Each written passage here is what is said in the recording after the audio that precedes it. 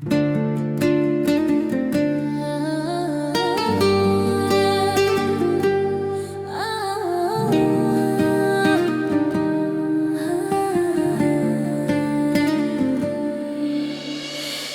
مثل گله بود دلی من در بهار، با یک نگاه شد دلم پر از شرار. گفت با من باش همه آرزوها می شود، من باور کردم دل به او سپاریدم زار. شبها نشسته آرزو می کردم دو جان، گفت روزی عروسی می شود یک روز عیان.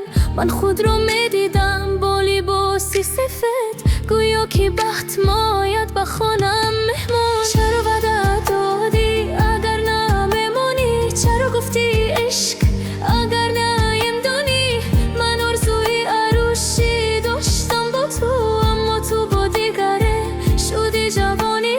چرا دلی مرا شکستی آرام؟ چرا بردی از دلم تمامی شادکام؟ من گله بودم که برای تو میشکفت، اکنون خزان شدم در این راهی نکن.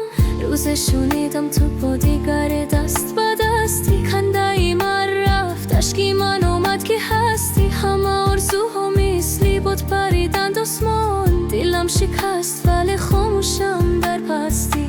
اکنون